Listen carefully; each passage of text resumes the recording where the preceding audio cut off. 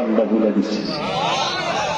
উঠতে একদম বলে, রে আবু জাহেল, এ আবু জাহেল, চিনুসনি রে? উনি কে তুই চিনুস না? উনি তো রাহমাতুল লিল আলামিন। আমার নবী আমার পাছনে পড়বে, আর তুই বেঈমান কাফের আবু জাহেল সামনে পড়বে। আল্লাহর কসম করে বলি রে, মরতে পারি মুহাম্মদকে যতক্ষণ সামনে না বসাইবি, একটা কদম আমি সামনে যাব না। আবু জাহেল চিন্তা করলো, উটের জবান ভুলে গেছে, আমার নবীর নিয়ে সামনে বসাইছে, যেই মাত্র বসাইছে এক নয় উটটা ভালো হইয়া একটা সেকেন্ডে নবীর বাসায় চলে গেছে।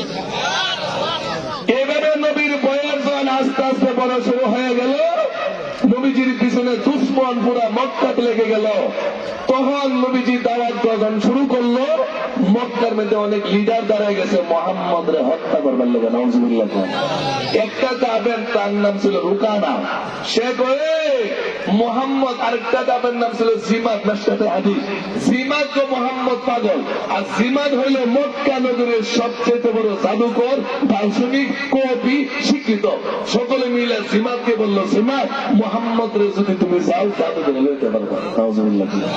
এখন জিমাদ গেছে নবীর কাছে, নবীরে দেখছে নবী পাগল নাকি, গিয়ে নবীর চেহারার দিকে চাইয়া নিছে। সুবহানাল্লাহ।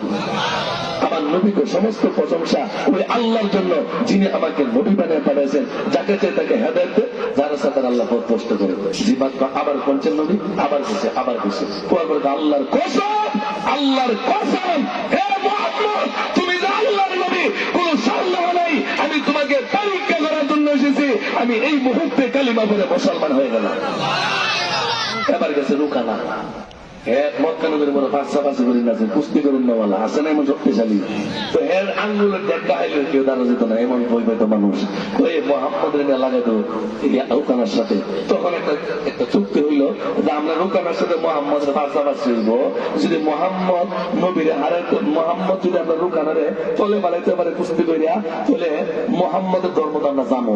আর আমরা রুকানা যদি মোহাম্মদের তলে পালা, মোহাম্মদের যদি আমরা ধর্ম গাইব। কি মনে একটা কে বাসে দেখছেন নেই। এখন হারা গেছে নবীর কাছে, ঠিক আছে কোন মানে, অমুক মানে, কোন দিন, অমুক দিন, ঠিক আছে কুস্তি হবে। এবার কাফেররা ঢোল মোল লইয়া সবজি রেডি, কিন্তু যে মানে আঙ্গুলের গুতা লাগলে মানুষ পড়ে যা, আর মোহাম্মদ একটা যুবক মানুষ, এবারে গুতা দিয়ে আমি তো বলে যাবো গা, সুতরাং ইসলাম ধর্ম আর শেষ। নাউজুবিল্লাহ। এবার গেছে মাদক, কাফেররা ঢোল ডাল লয়ে গেছে।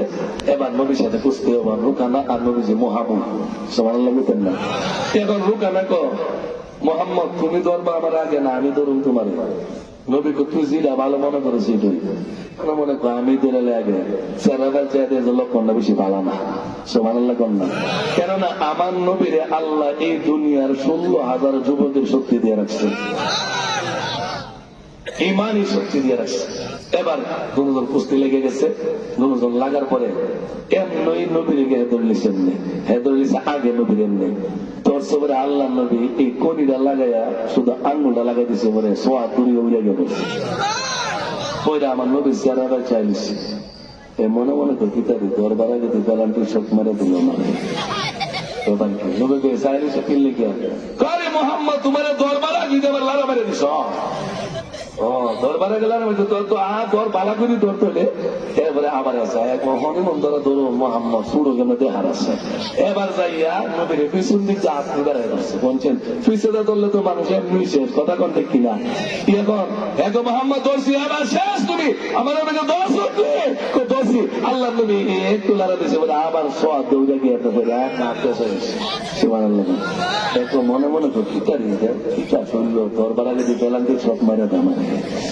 এরপরে তো মোহাম্মদকে কিছে, নবীকে কিছে, তো অহনো তো আপনার দরকার বাজে নাম আবার কোনি মেরে দিচ্ছে, তো অনদর তো শুননা তো আবার এবার আবার এসে আয়া আমার নবীরে বসা অবস্থা লইয়া বলে গেছে গা। তো অহন দেখি মোহাম্মদ কেমনে উঠে, এমনি আল্লাহ নবী আবার একটু কোনিটা বাড়া দিয়েছে, এবারে সোয়া তুলিয়া উইলা পুইরা আত্রা বাইঙ্গা রক্তান্ত হয়ে জমিনে আটকে চলেছে।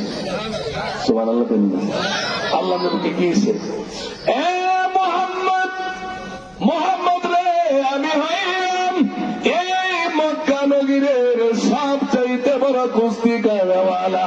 আমার আঙ্গুলের ইশারায় এই মক্কার একটা যুবক টিকে না রে, আমাকে দেখলে মানুষ ভয় পায়, বুঝতে পারলাম না, তোমাকে ধরলাম, আমি যেন একটা প্লান্টেশনের মতো পড়ে গেলাম, আবার ধরলাম পড়ে গেলাম, আবার ধরলাম পড়ে গেলাম, হাতটা ভেঙে গেছে, এই চেহারা নিয়ে কেমনে মক্কাতে যাইব? সেই রুকানার আঙ্গুলের ছাড়াই মক্কার কোন যুবক টিকতে পারে নাই, এই রুকানাকে দেখলে রাস্তার মানুষ ভূমিকম্পের মতো হয়ে যায়।